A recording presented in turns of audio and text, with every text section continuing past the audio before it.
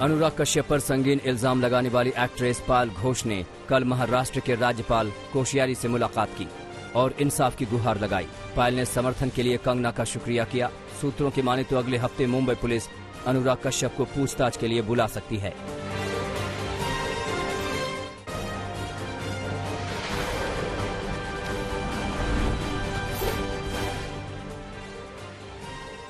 Two G मामले में ED और सीबीआई की जल्द सुनवाई की याचिका को दिल्ली हाईकोर्ट ने स्वीकार कर लिया है। अब 5 अक्टूबर से हाईकोर्ट में इस मामले पर रोजाना सुनवाई होगी। पटियाला हाउस कोर्ट ने टूजी मामले में सभी आरोपियों को बरी कर दिया था। इसी फैसले के खिलाफ ईडी और सीबीआई ने हाईकोर्ट में अपील की थी और जल्द सुनवाई की मांग की थी।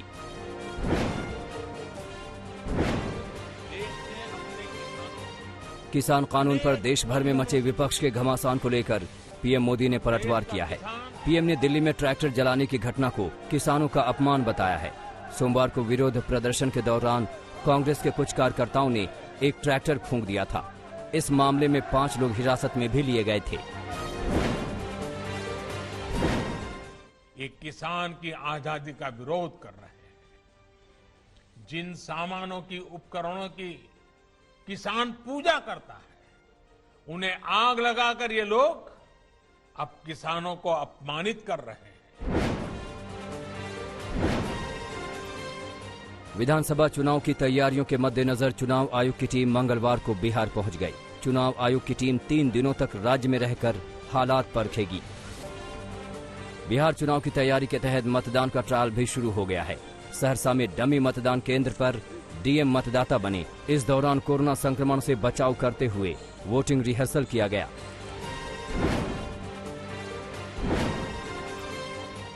बिहार चुनाव में सीटों के बंटवारे को लेकर महागठबंधन में पेंच फंसता दिख रहा है।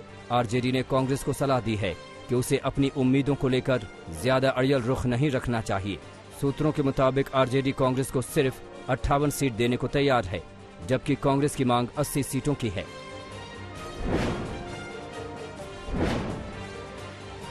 उधर पप्पू यादव ओवैसी की पार्टी के साथ गठबंधन करने की जुगत में है। 1 से 2 दिनों में उनकी डील फाइनल हो सकती है। पप्पू यादव और ओवैसी बिहार में मजबूत थर्ड फ्रंट बनाना चाहते हैं। एआईएमआईएम के इकलौते विधायक कमरुल हुदा ने आज तक से बातचीत में ये जानकारी दी। ओवैसी के विधायक का दावा है कि थर्ड फ्रंट सीमांचल के 4 जिलों से ही लगभग 20 सीटें जीतेगा और बिहार में अगली सरकार उसी की अगुवाई में बनेगी।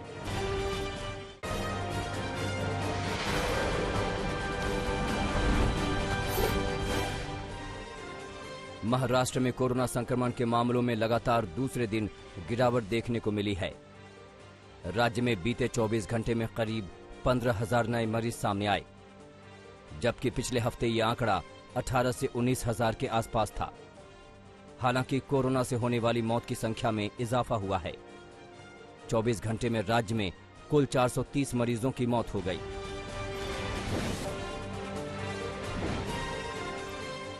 दिल्ली सरकार का दावा है कि राजधानी में कोरोना मरीजों की बढ़ती तादाद के बावजूद हालात काबू में हैं। स्वास्थ्य मंत्री सत्येंद्र जैन के मुताबिक जून महीने के मुकाबले सितंबर की डेथ रेट काफी कम है। दिल्ली में रिकवरी रेट भी एक बार फिर बढ़कर 83% के आसपास पहुंच गई है। दिल्ली सरकार अपनी इस दलील पर कायम है कि बाहर से दिल्ली आने वाले कोरोना मरीजों को प्राइवेट अस्पतालों में ही जगह दी जाए। दक्षिण भारत में कोरोना संक्रमण की रफ्तार जस की तस है। कर्नाटक में 24 घंटे में 10,500 नए मरीज सामने आए हैं। इनमें से करीब आधे मामले सिर्फ बेंगलुरु से हैं। राज्य भर में 24 घंटे में 136 कोरोना मरीजों ने दम तोड़ दिया। वहीं केरल में मंगलवार को करीब 7,500 नए मरीज सामने आए। वहीं 22 मरीजों ने दम तोड़ दिया। उधर तमिलनाडु में करीब 7,500 नए मरीज सामने आए और 70 मरीजों की मौत हो गई।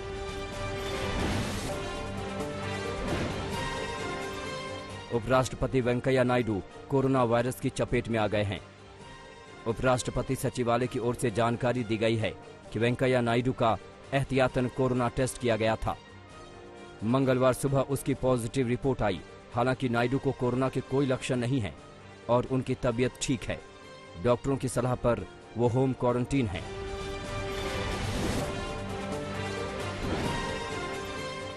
6 दिसंबर 1992 के बाबरी मस्जिद विध्वंस मामले पर आज कोर्ट का फैसला आने वाला है।